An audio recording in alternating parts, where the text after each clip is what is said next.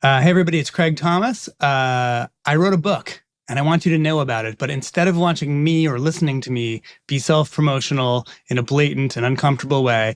I was delighted by this book. It is super page-turny. It is like breathlessly and hilariously plotted. The interiority was just as rich and as fun as the plot twists. His many years of crafting great narratives on television came to bear on this. Your gifts as a novelist are just abundant. I was so delighted by it. It's incredibly vivid. You're really seeing it as you read it. Even if you were my mortal enemy, I would be forced to, I love you dearly, you're one of my best friends, but I would be forced to concede that you had written a great book.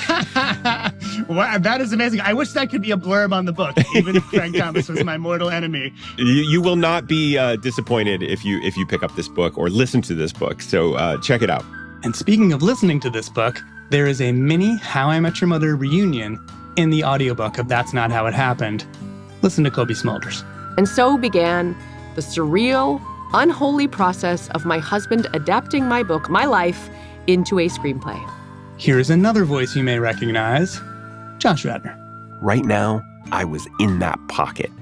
And as a writer, that's about as close to heaven as it gets. Okay, self-promotion over.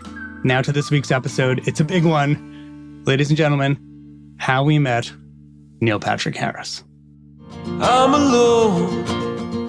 What a pity I won't be soon in New York City. When I see you, please permit me to tell you everything in New York City. Hello and welcome to another episode of How We Made Your Mother. I'm Josh Radnor, your co-host. My other co-host, I'm staring at his handsome face now. His name's Craig Thomas. Hi, Craig. Why? I'm blushing, sir. Thank you. Do I not call you handsome enough? Not I feel like enough. It's implied. Okay. I'm always feeling it. We made a TV show together years ago. It started, 19 years ago? It was called How I Met Your Mother. We did 208 episodes. It ran from 2005 to 2014. We haven't seen it in years. We're going back through every single episode with our older, wiser eyes. We're very proud of what we made for the most part. Yeah, we're having a great time. And, we always say this special episode. This is a special episode. This is just such a special, extra special episode because we have a man here who it's just impossible to imagine the world of How I Met Your Mother without. He is the person who breathed life into the great, iconic Barney Stinson, and his name is Neil Patrick Harris, and he's with us today. What? Huzzah, Hey, please, Neil. Please, sit down. Please, everyone, sit. What's up, Josh? man? Thank you for It's being so here. good to see you. It's nice to see your smiling faces. Craig, Oh, my Josh, God. Alec as well. Thank you. Yeah. Thank you for being here, buddy. What have you been doing since 2014? How have you been? I've been good. Hooking. I saw you won a Tony. I saw that. I remember you jumped on my seat in the audience and you kissed me, I believe, on the mouth. For sure. I think I got about glitter time. on my face. Well, we'll talk about that. We had already broken that.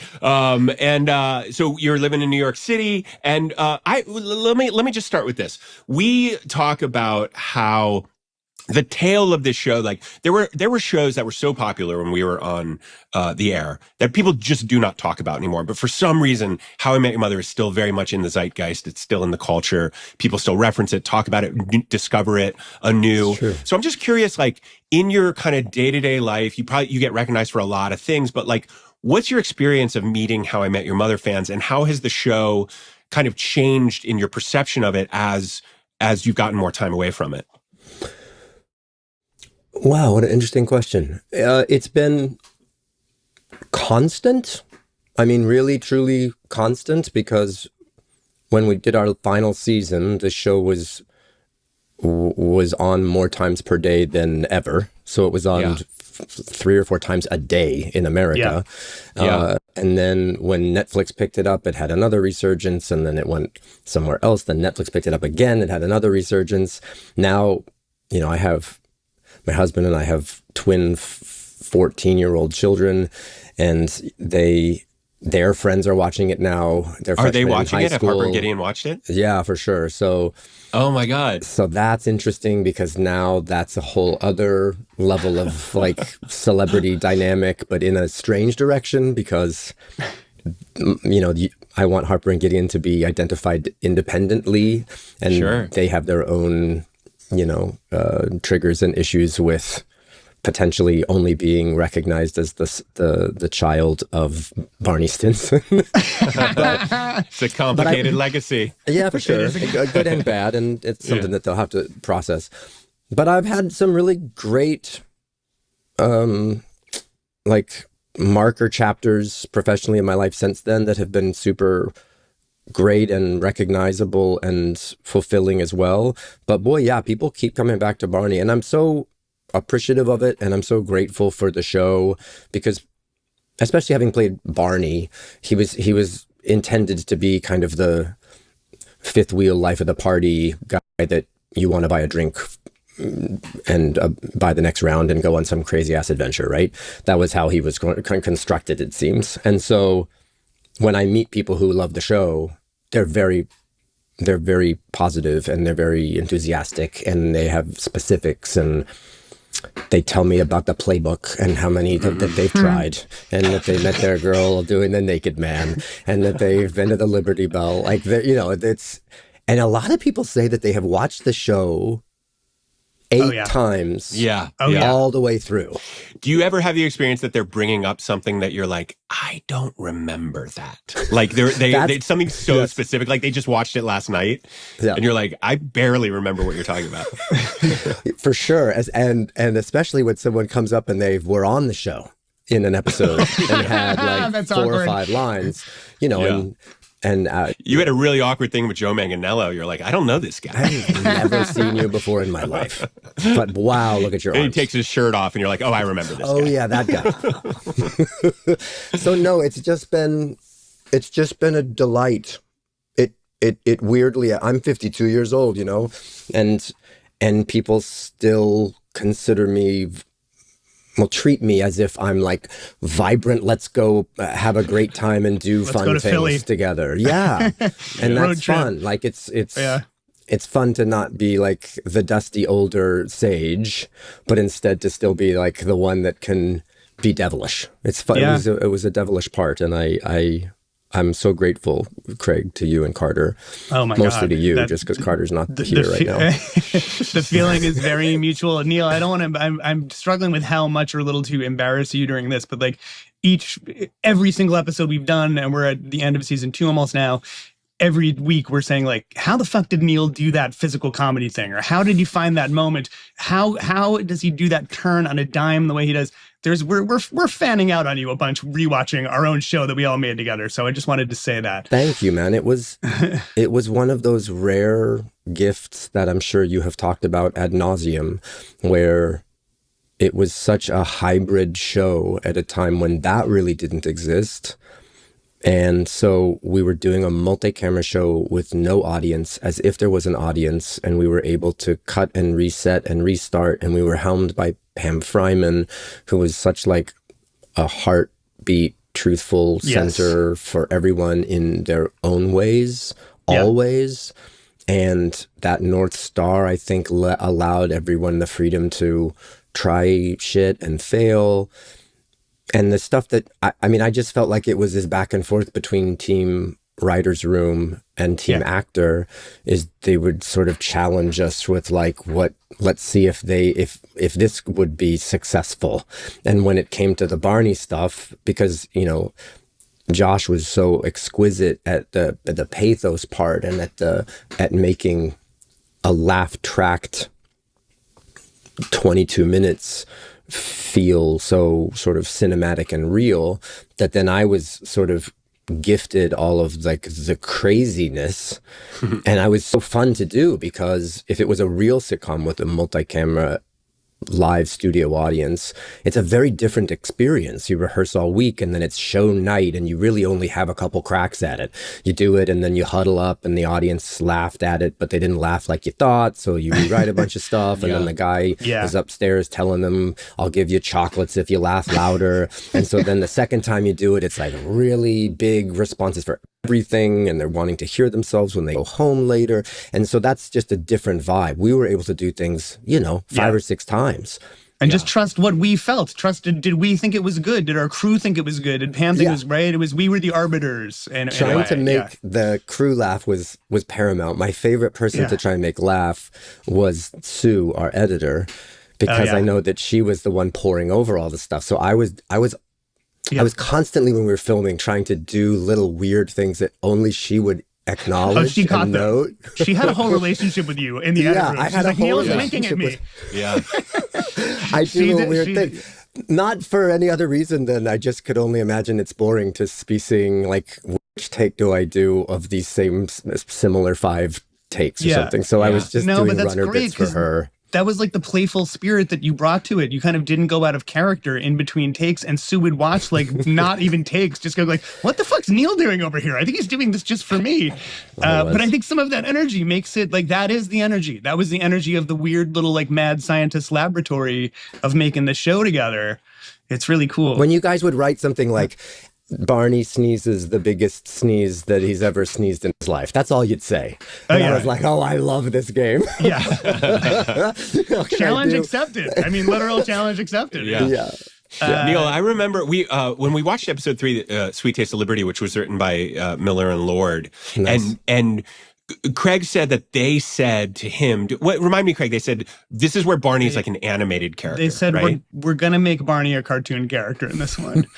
And you know what, Barney? That wouldn't be every episode, but to do it in that one, the 3rd episode of the entire series, to say, this is a Barney cartoon adventure. Trust us. We're Chris and Phil. Yeah. We will make this fantastic. And that was so good. So early they called that shot. They really brought I remember there was a moment where I was standing on the street and you pull up, I think in a limo or you pull up in a taxi and you were just like, get in, like you're demanding that I get in. And there was a look in your eye that was like new, that I was like, oh, Neil's dropped in like to another level of this character. Really?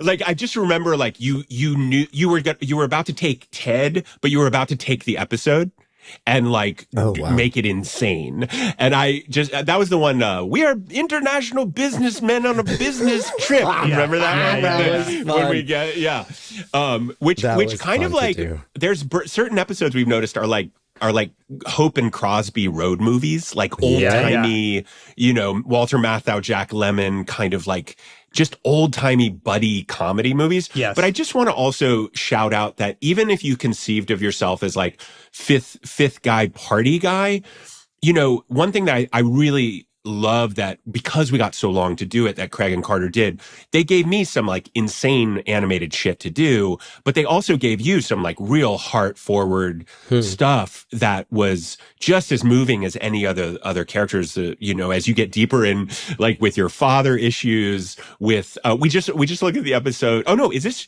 Oh yeah, Showdown. In theory, we're talking about Showdown. At some point, we'll name check it in this conversation. The end of Showdown, when you reveal how Barney actually lost his virginity, but then he prefers the fantasy of like that it was Dirty Dancing or whatever. Right.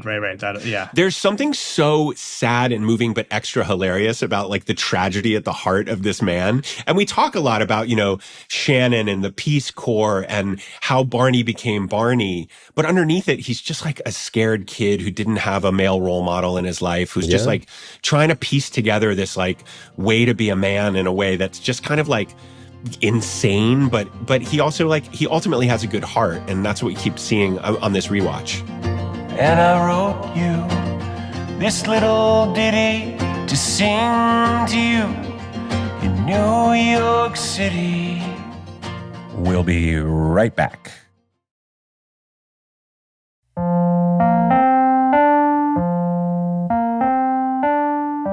And now, back to the show. I've always felt that he was kind of broken. And a lot of the show was as the seasons went on, was like revealing elements of he never talked about his job. He never spoke. And as we're running gags of like, please.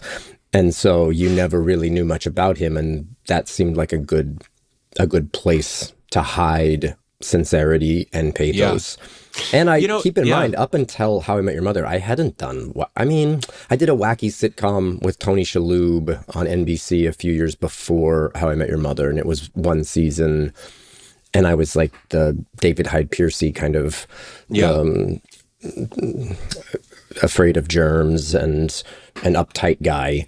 And so that was fun, but sort of very singular. But I had never really done a lot of the big comedy stuff. So I had mostly done, like Doogie Howser was super sincere, done a lot of television movies that had been like, I was grounded in sincerity in my life. I felt like you had to do, before Barney, you did a lot of what I had to do on How I Met Your Mother, which is kind of be the virtuous center of a show. And I felt there was something about like you recognized the opportunity to be unleashed, like for sure. To be like, oh my God, there was something about Barney, both the fact that he wore a lot of armor, like you're describing, like he had a lot of armor up. The suit was like an armor for him, but he also, the way he was constructed and the way you played him. And I think we developed these characters with the writers. It was a real like, team effort, but the way you gave him permission to be as insane as a human could possibly be and still actually be recognizable as a human. I'm just very impressed with it on this rewatch. I appreciated it on set, but like the more I watch it, and especially this is something we talk about a lot, your physical comedy on the show is just unbelievable to watch. Like I remember the marathon episode where he's like, you don't train for a marathon, you just run it, right? And then his legs give out on the subway. The shot that they showed was above the window because it's like really funny. You try to get up, but I was on set in the scene and I'm watching through the door. So I actually saw your legs not work in a way that I was like, how did he do that? Like, I didn't even understand. No, literally physically. You so believed you were about to stand up. Yes. The top half of your body was doing one thing and the bottom was doing something completely different. It got us thinking, Neil, that, Josh, I think we're both wanting to ask this question, right? Yeah. About we're just like wondering, like we so love your physical comedy. We were just wondering, like, did you grow up idolizing any like physical comedians? Like, were you a Buster Keaton guy? I've never asked you this, and I've always wondered. We're really curious. A massive physical comedy fan. Buster Keaton was a huge inspiration. Harold Lloyd, Charlie Chaplin. But then it really pivoted when I went and saw the second ever version of Cirque du Soleil's traveling show in Santa Monica. It was at the Santa Monica Pier, and it was called Nouvelle Expérience, the new experience. And it was the first time it was the second time I'd seen Cirque, because I'd seen their first show randomly there at that same spot. And I'd never seen a circus with no animals. And it was surrounded by this central figure who was a clown, and the clown was a performer named David Shiner. And David Shiner's a very well-known clown, and one of his main things that he did was he played this director, and he wouldn't talk as the clown. His clown spirit was very dismissive and annoyed at things. So there was a lot of like annoyance with things. and he would whistle a lot. So he'd whistle and he would say, I'm going to do, like, he would mime that I'm going to make a movie and I need 3 people in the audience. And he had a big door frame, was his big center prop. And he would say, and he would mime, I need a studly guy that's going to come up, and he would pick someone in the audience. Then he would pick a woman from the audience, and then he would have them do a scene together. They'd walk up and they'd kiss. And then there was a third guy who was like the nerdy guy. And David Shiner's physical comedy was so next level. And I had never in my life been in it was a circus arena, so filled with people literally everywhere. And we were all laughing so hard for so long at his physical prowess, at his ability to transform his body from suave to debonair to nerdy to angry. And he was a master at it. And I was just, from that point forward, obsessed with David Shiner and Cirque du Soleil. And it was a profound. Didn't he do stuff with Bill Irwin? Weren't they like? So David Shiner and Bill Irwin, they did. Yeah. And you can you can track those down probably on Broadway World or Broadway. There's like a channel that you can watch. Yeah. It was called Fool Things. Fool Things. Full Moon, one of my favorite things I've ever seen. Oh, Full Moon. Yeah. Full Moon. That's right. They also did Old Hats later on, which was also Old Hats. fantastic. How old are you in this story, Neil? How old were you when you got when this hit you? Were you a kid in that story, or are you 12 years old? 11, 12 years old. And then I went down a Bill Irwin loop because he did the very famous mime clown bit inside the trunk where he would open up a wardrobe trunk and he would go down the steps and turn and go down the steps and it would become an elevator and we've all seen versions of it, and his is undeniably like one of the best. Were you already into magic at this point? I was into magic. I was a self-taught juggler. And so I really value how one's physicality can inform a scene. And so when you get because words are super important, paramount, and then inflection and what you do with those words is super important, but how you're standing, where you're looking. Like if you watch a close-up of amazing performers and when they're talking, a single tear like drips out of their eye and their face doesn't move, like that is physical performing in its own right. They know which there's actors that are like, you want a tear? Which eye? And that is impressive to me, right? Because I think it's part of the skill set. And I was always, with How I Met Your Mother, loving the sandbox that we were in because we were a situation comedy, And so I was... It's so interactive because what we see you doing as writers, you were giving the writers that sign, like, give me stuff, challenge me, stump the band. I dare throw me something. I dare you to find something I can't do, and we fucking couldn't. I didn't think of it in that way. I didn't think of it in like of a competition sort of vibe. What's the episode where Neil just has like different ways he's killing himself with miming? Yes, like he does the what's the thing where you cut out your and then the blood coming out. You did the blood coming out of your neck. But even that one, Neil, where we show who Barney was before he became Barney, right? The episode where he becomes Barney, like the Darth Vader, that episode. When we meet you as hippie Barney, who's head over heels in love with Shannon, your body, the way you walk, as hippie Barney with the long hair. Yeah. The hair is doing the walking. The wig is leading the walk. Weren't we wondering, did you have the flu when you were filming that or something? Like, wasn't something you crazy? You were dead sick that week and you fucking crushed it anyway. It was like the biggest Barney episode to date because you had so much to do in that episode and you got the flu the second that production week began, I think. And you were like, guys, I'm sorry. I'm not going to be that great this week. And then you were so fucking good. It was almost annoying. It's like, how is he this good when he's... But I kind of remember that because it was all of the granola, Barney. Yeah, you were the hippie guy and you had when I was doing that stuff. Nicaragua, when you said Nicaragua. But just your physicality changes so much, and we're seeing you bridge between hippie Barney becoming Barney. Like we see that walk almost like Kaiser Soze, like becoming Barney walking down the street.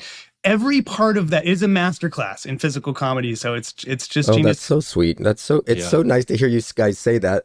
Not that I was seeking that acknowledgement at all, but it's like I wasn't. Come by any time if you are feeling low and want compliments. I wasn't doing it. As it felt a little also like Saturday Night Live what we were doing because it was every week new stuff, and so I didn't really ever process it like.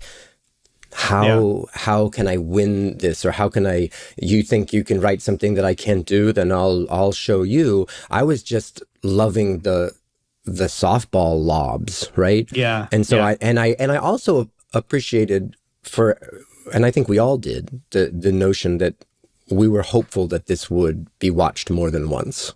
Yes. And for most of its first 4 seasons, we were very unsure whether that was going to happen. True. And so, and yet we still, like with these things, I would still, I was doing it for Sue, the editors, so that she'd laugh. But I also thought if anyone wants to watch the repeat of it, it'd be fun for them to notice something new and different instead of just like a freight train doing a singular thing. Yeah, we talked a lot in the first season, especially Neil, about how if the show had been a hit right out of the gate and there were so many eyeballs on us, it might have been a less interesting show. It might have developed into a less interesting show because we were kind of like good enough in the demo that we stayed on the air, but we weren't being noted to death. No one was paying that much attention to us. So we got to develop this really cool style. So by the time people started watching us, we had already really found our voice. The ensemble was like so gelled. Like we were in the pocket. You know? That's very, very true. We talk sometimes, Neil, about how it almost seems like in certain moments when you're playing Barney, it's like Barney's the only one of these characters who knows he's in a sitcom. I think Josh made that observation. Yeah, you give that great speech about where there's a drunk woman with daddy issues, we will be there. Remember that? Like, we will be there. But you walk in sometime at the beginning of season 2, and you walk in and you turn to the fourth wall. And I said, Neil is he's holding for applause. He's holding for applause. He thinks he's going to get entrance applause, which if we had been in front of an audience, you would have. But it led me to this very meta question where I said, was Barney the only character who was aware he was in a sitcom? Like everyone else thinks they're living life. Barney, on some level, knew he was in a weird reality. So I never really thought of it as if Barney is in a meta way knows he's talking to the TV audience at home. But from the pilot, it was clear that he loved his own catchphrases, needed to have his own catchphrases. And even in the Philly episode, I think that's when he does the lactose intolerance long line version of Legend, wait for it, dairy. Yep. And so he loved these. And there were lots of times when Barney would slowly, like, he would be you'd write normal jokes, but then you'd write a big paragraph of a thing that he would say. Yes. And so it was, I think Barney did always feel like he was in this story, he was delusional, and the delusion was, wait, no matter what's happening in the world right now, this is how it's going to be narrated, and this is going to, and so I think I would stand up and play to this invisible fourth wall, which certainly would seem like it was the audience. Well, there I think I agree with what you're saying so much, because he's obsessed with the idea of audience and how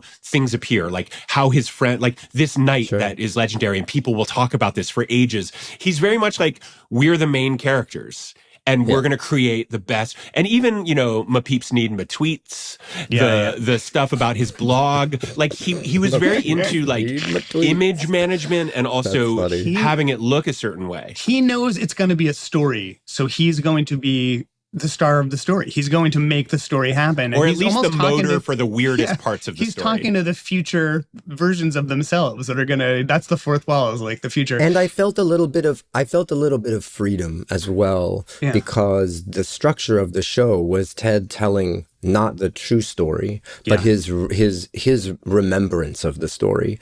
And so I didn't feel ever like I needed to be doing what really happened, but I'm doing what Ted was telling his kids how it happened. Yes. So I did feel that I had a agency to be bigger and to say things as if he was like the life of the party, not in a real world. Because Ted was explaining it, right? It's right. It's not reality, it's memory. And this is the how Barney occupies future Ted's memory. It gets exaggerated. Yeah, that's really cool to hear. We do have a central kind of question about the show. Like, is what we're seeing on the TV show, is that the actual thing, or is that Ted's memory of the thing? Because it's like a weird thing, because some of it is so heightened and strange. I think it was Ted's memory, right? Because a lot of the structure was pacing of like, no, wait, that's not how it happens. Yeah. And then you go back and say, oh, but I guess that then we end up doing the one that Ted would say was the real version of it. But no one's memory is photo accurate either. Yeah. Yeah, true. You know what keeps coming up, Neil? So the episode Showdown, the one we're theoretically going to talk about at least a little in this talk. Today we're talking about Showdown, by the way, which aired on April 30th. 2007, written by Gloria Calderon-Kellett. The daddy issues of it all, the who is Barney's dad thing. We keep on coming up against another brilliant aspect of how you play the character, which is your mix. Some of it was in the writing, but I think you really helped steer the writing this way. The mix between bravado and vulnerability. and needing that vulnerability to earn the bravado, if that makes sense. If you only have bravado and you don't have we don't get to like peek under that suit, under that armor, and see who he really is, what his scars are, what got him where he is. I think the whole character doesn't work, and I think you really understood that in a beautiful way. This episode, Showdown, this is where we get this delusional moment of Barney thinks Bob Barker is his dad, or does he really think that? And in the end of the episode, there's this wonderful. It's clear Barney doesn't really think that. He just needs to extend the denial. How much were you aware in the moment of like, I've got to carve out that vulnerability to earn some of the cartoony craziness, because the vulnerability is like the foundation to launch into the crazy? Yeah, that's a good question. I don't think I processed it in those ways, mainly because I think I'm a fairly like vulnerable human, and I think I was, especially when we were filming this, I was less secure about who I was in my life as just a person, and so I was needy and insecure as a actor. I mean, I was playing Barney, and I was I'm a fully formed human that with flaws just like anybody, but I think my flaws were like wanting approval. And so I think that innately plays through of the bravado. I never really, I mean, you guys can speak to this a little more than me because I was sitting in it, but I never really finished scenes and was like, mic drop, nailed it, walk away. Like I was always kind of like, did you get it? Do you think that's good? Yeah. Pam, you happy? If you're happy, I'm good. But you want to do it again? Like, I don't know. It's so weird. Most actors are incredibly confident and trusting of everything they do. And this old man, he must admit he fell in love with you in New York City. And now, commercials.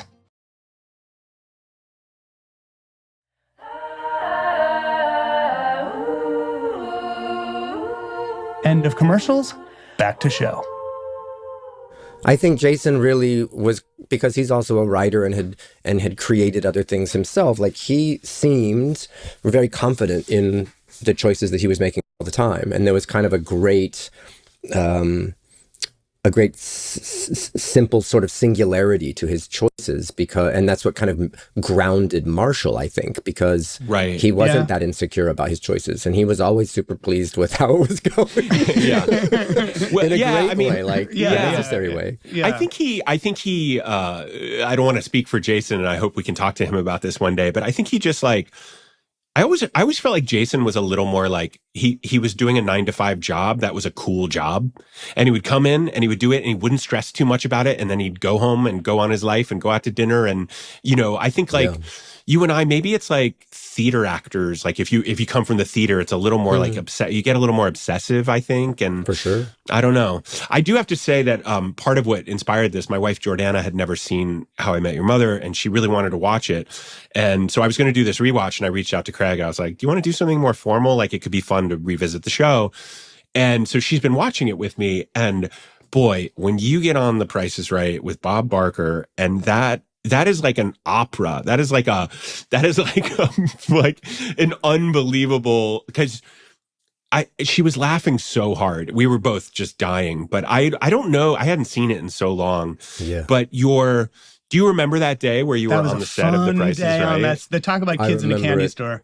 Incredibly vividly well. Did you grow up watching The Price is Right like you, Neil? I grew up loving The Price is Right, obsessed with The Price is Right, obsessed with all things game shows. It was the sick day treat to end all sick day treats. Was your home from I school. watched them all. It was daytime game shows. I know all of it. Yeah. I have box games that I've created. I have a Netflix show called What's in the Box now that I hosted. You're literally doing it. Yeah. For a gay guy, I really seem to like boxes. But but the Bob Barker of it all, I was obsessed. And before we had gone to tape it, I was able to go It must have been during the run of How I Met Your Mother because of the CBS connection. I went for during a real taping and stood in the back and watched everything. And I was like an actual kid in the candy store. Couldn't believe that it was happening. Looked at the Plinko. But that was before you knew we were doing an episode there, right? Correct. 100% correct. Okay. So I remember that day, Neil, and I knew how important it was to you. I knew you were obsessed with Price is Right. Carter and I were too. That's why we wrote the episode. But like, I remember feeling nervous for you almost. I was like, you had to go and like, part of it, you were acting in front of the Price is Right audience, right? We had an audience there for a bunch of it. I remember being like, Neil has to pull off a lot. And we have this little tiny window of time on this fucking, forgive me, legendary set of the Price is Right. It's very daunting. It's what we watched when we were homesick, when we were 8 years old. And here you are having to act with Bob Barker saying things like, are you saying you're proud of me? And be near tears. I remember asking you guys, like, is Bob going to play along? Like, what was his temperament like? Because he was a very lovely guy. He got it, right? I thought he was amazing, actually. Yeah. And like, he had he played the real. What was the movie he did? Happy Gilmore. He did Happy Gilmore. He was really funny in that. And he did physical comedy in that. Totally. And he had a stunt double, I think. And so I think he knew Adam Sandler-ish kind of comedy. So I felt safe to do sort of that version of it. Yeah. The stuff I was super happy with is that he let me like hug him in earnest. Like he could have said like, let's do a easier hug or something, but he was so game and down with all of it and I'd watched so much Price is Right that I loved when I did the rewatch just now. I was laughing at myself when I was going like looking at the audience like, come on guys. Yeah.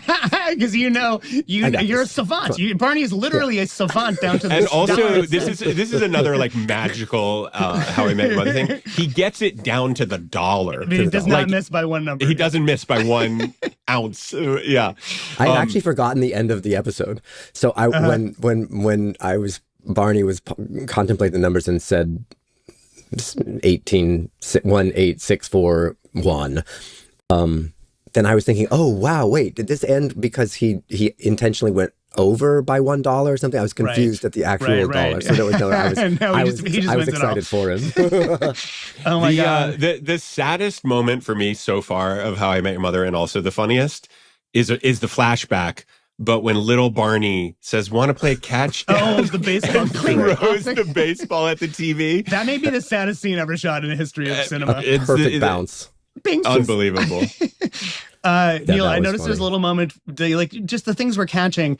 There's a moment where you don't have any dialogue. Bob Barker is talking. You're standing next to him. And I noticed you're trying to stand like him to be more like your dad. Yes, I noticed that too. It was so fucking funny. I edited that episode. I watched that episode 100 times in the edit room. I don't think I ever noticed that exact moment. And that's how in you were. That's how in like finding you were alive in every little moment in that. And it's so insane. It's insane that he thinks Bob Barker is his dad. It's insane that he goes on Price is Right. But you make it seem plausible. Because there's like there's a beating heart behind it. I feel like that's a very Barney thing. Is like he has this utterly clinically insane idea that everyone around him is fully agreed. This is insane. And he's like, yeah. Like, this is, of course, like he's trying to get everyone to sign off on his version of reality, like a lot. Yeah. And it's bonkers. Let's also remember that I don't think it was out of the realm of possibility that you wouldn't write that Bob Barker was his actual father. Right. You hadn't said to us, like, oh, by the way, we have a whole arc for him where he meets his father at that point. Right. We didn't know it yet. But we didn't have it yet. If you were not Barney, and then Barney, as we know Barney, comes in and says, yeah, Bob Barker from The Price is Right is my dad. You'd be like, dude, do we need to take you in? Is everything for okay? a little calm down medicine? For sure. But like on this show also, like, Britney Weird Spears stuff was like we were friends with Regis. Was your secretary. Yes. So for a while when we were filming it, I was thinking it like, I don't know. As I'm recollecting it, I think I was believing that he was my father.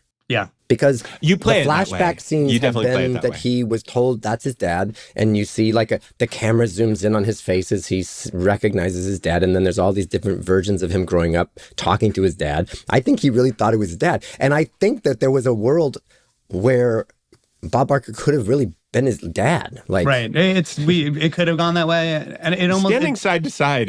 You can buy it. I totally would buy it. it's Barney has to get to that moment of almost saying it to Bob, and that's the moment he realizes, like, this probably isn't true. I played that end scene for real. You did. Like, now I'm a little embarrassed and I'm getting sweaty as I'm saying this. No. I didn't great. play that last scene with the vulnerability of Barney, knowing that if he tells the truth and that he knows that it's not his dad, and he's somehow covering for that by making up a fact that if he told Bob, it would end him. I was playing it as if he really sort of thought, if I tell him he's my dad, it would hurt his life. I think you played it right. Like, I think you actually played it, because I think it's more compelling to watch a person who's going to ride this from all the way into the sand. Like, you're not going to give it up. Yeah. You're not going to like come to, because I think one of the great things about Barney is, like, even though he changed, he never changed. Like, there's something about, the editor who edited both my movies said, the difference between movies and TV show is a movie, you have to transform them in 2 hours. They're different at the end. But with a TV show, you have to maintain some stasis so people watch over and over. So the characters have to transform way slower, especially if you're doing 9 years, you know? It's why I'm a staunch supporter of the ending of the whole show. I get asked that a lot. Like, what do you think of the ending? And I'm like a big proponent and an active fan of it. This is going to cause a couple news articles, by the way, to be written about this, because anytime I mention the finale, it's like literally people write about it. Literally people. But because of what you say, Josh, is what I think is, and it's how I explain it. I think Barney is, and throughout that entire run of the show, has always been that guy. He's not gonna change. Right. And I think that it was it would be short-sighted and like real TV sitcom logic to all of a sudden say, and he's winds up happily married. Evolution is slow. Evolution is a slow process. It doesn't happen right away. Hopefully, you see Barney evolve as we flash forward through years ahead past that point. You see evolution starting to happen for him. But it's true, it does not happen overnight. At the same time, do you know what we keep saying, even 2 seasons of watching this and doing this podcast for these 2 seasons? Barney is right a lot of the time. He's insane a lot of the time, but we're noticing there's a lot of moments where Barney, like, there's this episode a little earlier in season 2 where Ted is going to move in with Robin, and Barney sits Ted down at the bar and says, "No, you're not. This isn't real. Every time you talk about it, you don't call it your apartment, you call it Robin's apartment." And like, there's just like these very emotionally astute, like these little moments of clarity. And it's almost always in the context of Barney being a fucking great friend, because he really does love Ted. He really does love Marshall and Lily. What I totally had forgotten, Barney flies to San Francisco to talk sense into Lily, right, to get her to come back to Marshall. Like, he saves that relationship. And like, I had completely forgotten that. And there are these moments like, yes, he wants to get laid. Yes, but nothing means more to him than his friends. Like, there's a kind of loyalty to his friends that is so sweet. I think. His chosen family, for sure. Yeah, it's his chosen family. Yeah. No, it keeps coming up. It's like, it's actually like way more prevalent than I remember it being in the first 2 seasons. Barney's stories are often not about chasing women at all. They're often about friendship. He just wants to be important. And the mystery of the dude allowed you guys as writers, I think, to have him be able to randomly go and fly somewhere to prove a point to come back, right? Yeah. The ambiguity. And of even, you remember that Scorpion and the Toad episode, Neil, where Barney keeps taking all the women from Marshall? Who's now single from who's now beginning single. of season 2, yeah. Oh, that's funny. He keeps stealing all the women. He's helping Marshall, and he's like, "No, I'm gonna take her." And he throws the number out of the cab, and Marshall gets out of the cab, but then he has it up his sleeve. Oh, like, there's all these like great. Yes, I do remember that. And we were like, "Oh my God, Barney's so horrible in this episode." But then 12, 15 episodes later, you realize he says to Lily, "I can't keep stealing all these women from Marshall to keep him on ice for you." Essentially, he has a great line. He says, "Marshall's the best." And there's only a matter of time until another woman sees that So get back to New York City now. It's a whole scene where Lily doesn't say a word. It's in San Francisco. Barney flies there and he's wearing the same suit. He does not let Lily even speak. He closes the door and flies back to New York. And that is what got her back. And that's what got them married. And Barney becomes Marshall's best man in that episode because he's earned it. And it's great. And like a lot of it is about that with Barney. It's cool. You think of Barney as this womanizer and it's the playbook and it's really not a lot of the time. Can I ask a writer's room question? Yeah. Because what I realize in the 9 seasons of this show is that I never, ever went into the writer's room. Yeah. I mean, maybe 3 times. Yeah. I would sort of come and visit, maybe more in the last season of like, hey, it's the last season. But I never really felt welcome. And I don't mean that disrespectfully. It's just like it was a different room and a different world. And when I did go and sit there, it was like weird. It was like the energy had shifted because now like the person that you're writing about and pitching jokes People about are self-conscious. is now like sitting there, and there was a self-consciousness. So I just never went. Yeah. But when you're in the writer's room in like the situation that you're talking about now, did you guys intend for Barney to have the pathos that he did, or in like that scene with Marshall stealing and Barney stealing all the things, was that just a comedy driver that Barney would steal all his girls, and only 10, 12 episodes later did you think, oh, we can reconnect that? Yeah, I think with that one specifically, I think it was only comedy at the time. And then we sort of went a few episodes past and we were like, God, Barney was a fucking dick in that one. How can this be clever? There's more to Barney than this. There's something about Barney and your performance of him that made all of us want to peel back the layers. It was just like this onion, like, what's underneath this? What makes him this way? And I think part of it is how fully inhabited you were in the part. And there was something like, well, what's beneath this though? And it was just like psychologically fascinating to sort of dig into that.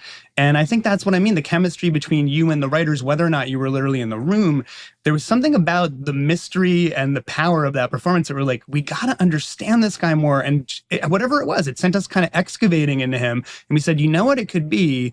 It could be that he had a grand plan about this Marshall thing, because he actually does love Marshall tremendously much. Sure. And in some ways, it's what you said. It's his chosen family. I love that. He is the way he is because he does not have the family. He has a great brother, and his mom is complicated, but it's his mom. But he never had a dad, and he's felt lonely. And he would die for these friends. He would. These friends are the most important to him.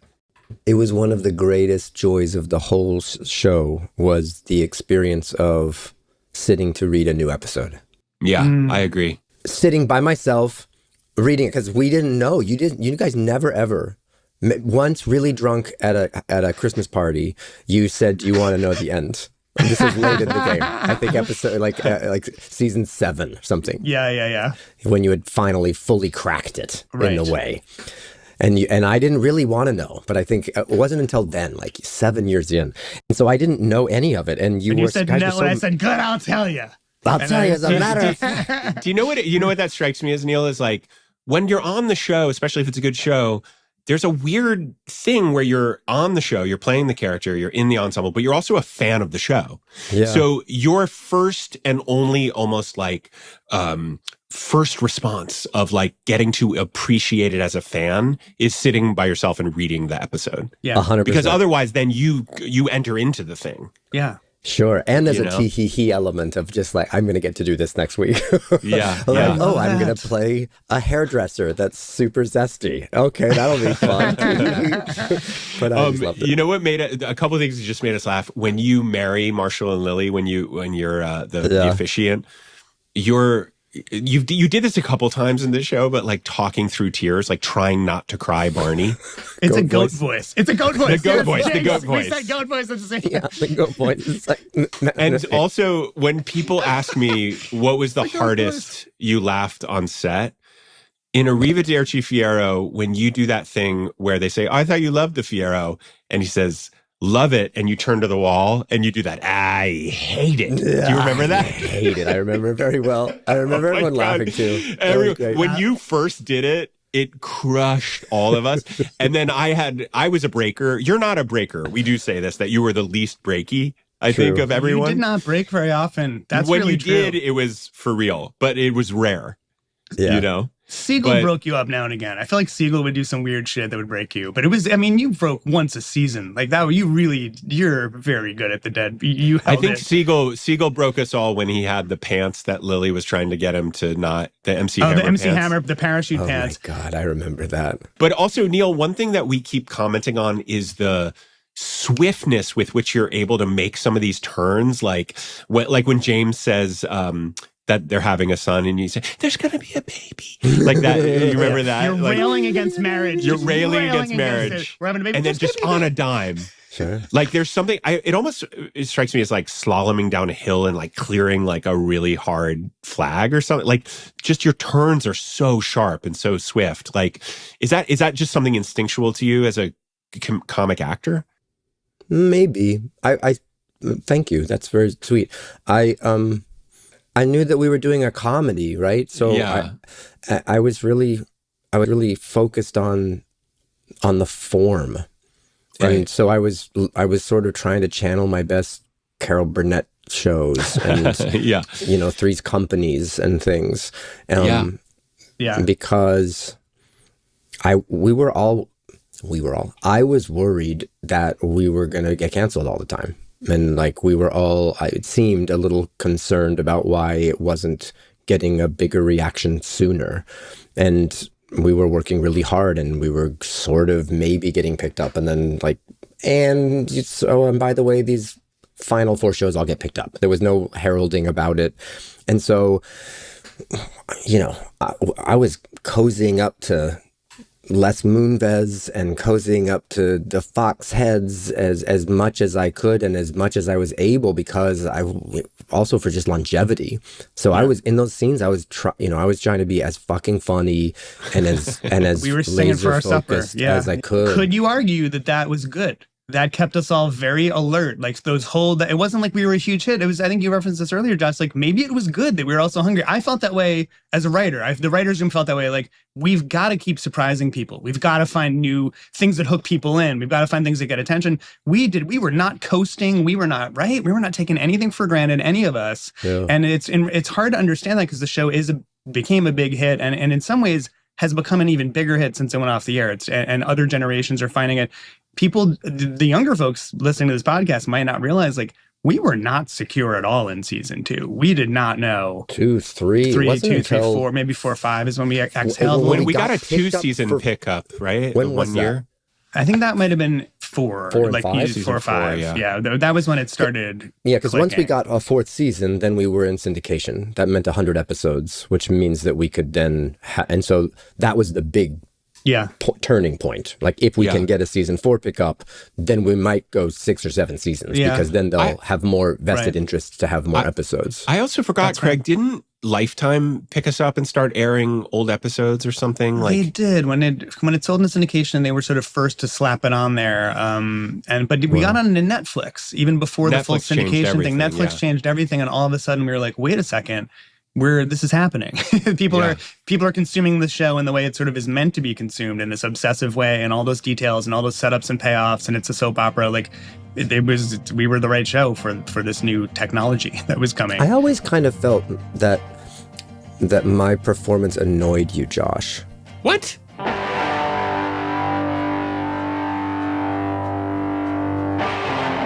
And on the rare cliffhanger, we invite you to join us next week for the exciting conclusion of How We Met Neil Patrick Harris. I am guilty. Please acquit me. All sins are forgiven in New York City. How We Made Your Mother is hosted and executive produced by Josh Radnor and Craig Thomas, and is presented and distributed by the Office Ladies Network and Odyssey. This episode is also executive produced by Jenna Fisher and Angela Kinsey. The show is produced and edited by me, Alec Lev, and our co-producer is Doug Matica. Our audio producer and mixer is Alex Reeves at Point of Blue Studios. Our digital content producer, aka Gen Z Master, is Emily Blumberg. Artwork by John Morrow. Please follow, rate, and review the show on Apple Podcasts or your podcast player of choice. It really does help the show. Our theme song is New York City by our own Josh Radnor, with additional music by Craig Thomas and Andrew Majewski. Special thanks to Lola Kennedy and Elliot Connors. Visit howwemadeyourmother.com to learn more and click on the contact page to send us an email or a voice message. Your stories and questions are an important part of the show. Subscribe to Josh Radnor's newsletters on Substack and check out his music and everything else at joshradnor.com. Order Craig Thomas's debut novel, That's Not How It Happened, wherever books are sold, and check out his other published writings at craigthomaswriter.com. And you can subscribe to my own Dead Fathers Society, also on Substack. To learn more about how you make a difference, this show's ongoing campaign to raise money for congenital pediatric heart disease research, check out the Make a Difference tab at the top of our website. People will, in fact, dance. The real question, it just hit me. Am I in love with you? Or just New York City?